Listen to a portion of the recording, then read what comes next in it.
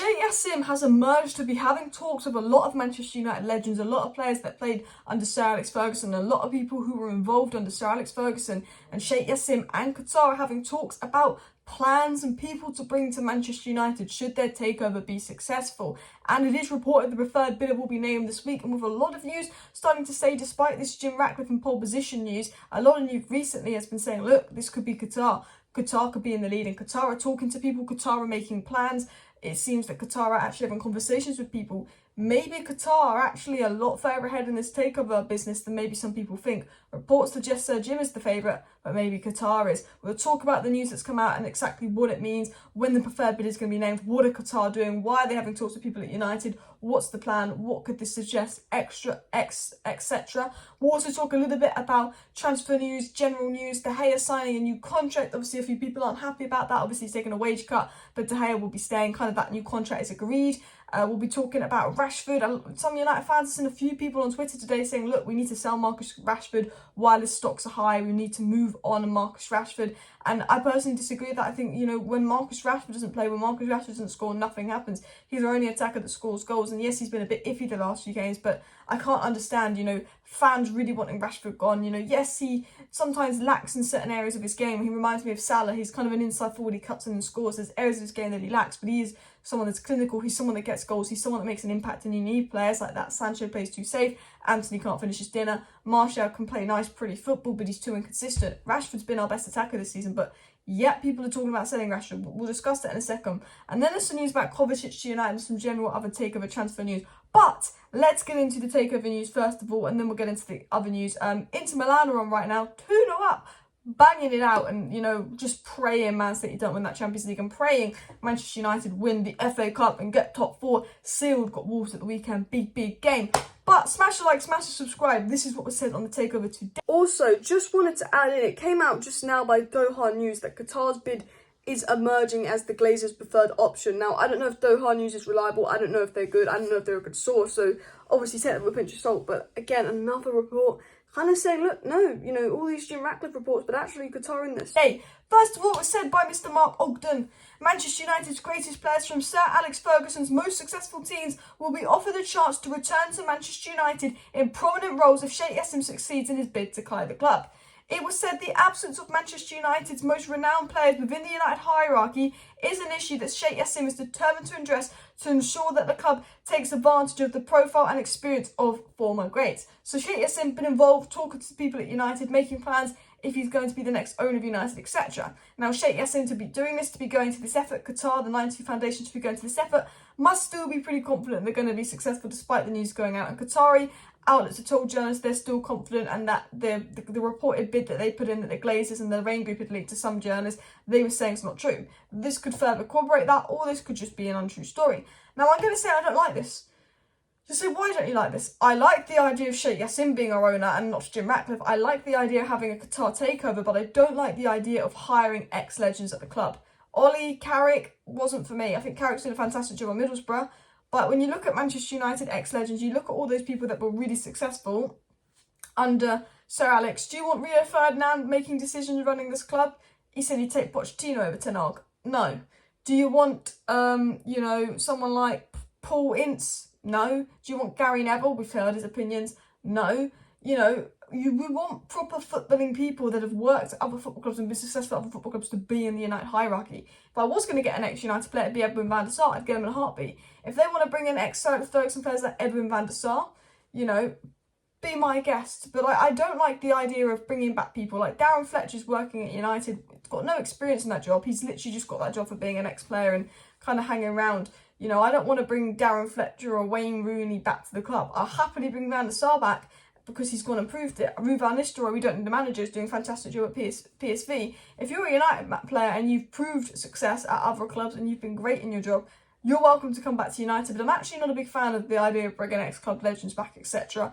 I think you need experienced people. Now, continuing on with the story, it was said sources involved within the process expect a preferred bidder to be identified within days should the Glazers opt to sell. So it was said, remember, this is the takeover, this is moving quick. It said, if the Glazers choose to sell, they're going to name a preferred bidder in the coming days. I still think, you know, the more reliable journalists saying, you know, Sir Jim's in the race, Sir Jim's winning the race, Sir Jim's most likely to be named as preferred bidder, he's in pole position. So because of that, even though I don't think the journalists really know what's going on, I would say I still think, despite recent reports, the last week's been more Qatar than Sir Jim, but the week before was more Sir Jim than Qatar. I still do think that Sir Jim is winning this race somehow, because I really do trust Mike Keegan's word on this takeover, if I was going to believe anyone. But, you know, Qatar ain't out of this. I wouldn't be shocked if both of them went into the preferred bidder negotiations with the Glazers to sort something out. I wouldn't be surprised if it was true that Qatar have actually been doing some secret talks directly with the Glazers after this third bid to make it higher, to make sure they don't lose to Jim Ratcliffe. You know, there's so many reports and rumours, and we will find out soon. Continuing on with this story, it was also said a number of players from the Manchester United team that won the treble in 2008 have already been approached by representatives of Sheikh Jassim to discuss the proposal of a return to Old Trafford in prominent roles. So not only is he saying the preferred bid is going to be identified in coming days, I wouldn't be surprised if it's already been identified actually, and that they're just going to announce it in coming days at the right time. But, you know, Sheikh Jassim and his representatives are actually talking to people who were involved in that treble side, people in and around United. The interesting thing that's coming out is, we hear stories about Sheikh Jassim wanting to get this person in as a sporting director from Napoli, Sheikh Jassim planning this and this, Sheikh Jassim planning this summer transfer window, and it's either Sheikh Jassim's media team are really clever PR, and they're leaking stuff like the Glazers and like you'd expect Sir Jim Ratcliffe to do, or Sheikh Jassim is very confident United is going to be successful, and he knows that it's taking time and it's going to delay the transfer window, and Sheikh Jassim is very much cracking on with his plan, so he's very much organised for when it's done. Now, I hope it's option B, but it could be option A. But, you know, the fact that there's discussions going with Sheikh Jassim's representatives, there's a lot of rumours about what Sheikh Jassim plans to do with the club. You know, this has come from somewhere. It could, again, be good PR. It could be made up. I'm not saying that it's true. But that would be a strong indication that, you know, there's something positive happening with the Sheikh Jassim Qatar chance. And hopefully United do get Qatari owners. Most important thing is the Glazers go, and smash that like button if you agree with me. But recent news, the fact that, you know, Qatar are so confident and Qatar are doing this and that, and they've set up this 90 foundation, there's still hope for Qatar. Despite the big Jim Ratcliffe report, there's still hope for Qatar. But I can't tell if it's going to be Qatar. I can't tell if it's going to be Sir Jim Ratcliffe. What I can tell is we're going to find out probably in the coming days, but I wouldn't put it past the Glazers to drag on this process even further.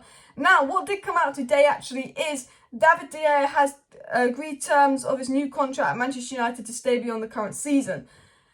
De Gea signed a new contract, obviously massive wage reduction. People are not happy with this David De Gea contract. People are not happy with it whatsoever, especially the announcement. You just had a stinker of a game and you announced a new contract. What timing, Manchester United? Wow. And I get why people are not happy. He's on ridiculous wages. He makes too many mistakes. I do think the fan base overreacts a little bit about De Gea. They'll make out the tiniest things to be the biggest problem ever. But he does restrict the way we play. He's limited at claiming crosses, coming off his line, sweeper keeper, not really that guy. Distribution particularly poor. We are losing out of possession. Our general play style is affected because of David De Gea. And I think long term we need a new goalkeeper. I think Ten Hag's identified that. I think the most important thing is a striker, then a number 8, and then I'd be looking at a goalkeeper and centre back. Now I think this is the problem. Ten Hag wants a new goalkeeper. I think he would love Diogo Costa. I think he would love David Raya. But he also wants a new striker, he also wants a new number 8, and it's trying to prioritise, you know, when I get a new striker, when I get a new number 8, do I have enough money for a goalkeeper? Because goalkeeper is such a difficult position to buy for. You know, you can't just, like, slap 20 million on a keeper and they're going to be brilliant. Like, you've got to scout the keeper, you've got to get the right keeper. You know, Alisson's a fantastic keeper, Diogo Costa's a fantastic keeper. Just because maybe the Dortmund keeper comes available doesn't mean we should buy him for the sake of it, because he might be okay with his feet. It's very important that United do get the right goalkeeper, and if the right goalkeeper isn't available, or it is available but not for the right price, then United won't be able to get a goalkeeper in the summer, which would suggest De Gea staying one more season. Now, I could see De Gea in net next season, if I'm being honest with you. I really can see David De Gea in net.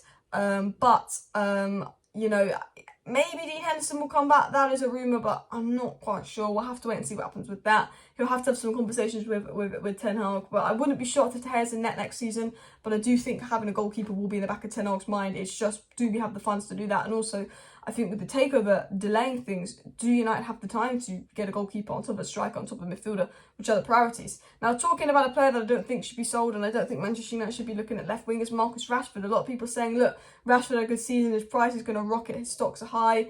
Rather than getting Rashford to sign this new contract, should we sell Marcus Rashford, etc., etc.? A lot of United fans saying we should sell Rashford.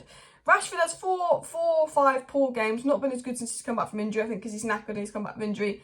And fans already jump on his back. They want him sold. He's nearly scored 30 goals this season. He's been unbelievable, you know, and fans just jump on his back and they want him sold. Wait till Rashford is a good striker. Wait till we're not overly reliant on Rashford to score all goals and take the pressure off, and we'll see. If Rashford doesn't play, where do the goals come from? He's literally scored like half our goals this season. And yes, he's not complete. Yes, he can be selfish. Yes, his decision-making isn't always the best. But to the United fans that seriously want Rashford sold this season, Rashford should have done way more than Sancho and has done more than Anthony. So you should want Sancho sold before Rashford. You should want Martial sold before Rashford. I get that Rashford could bring in a lot of money, but he scores goals. He's electric. He makes things happen. I don't get this kind of...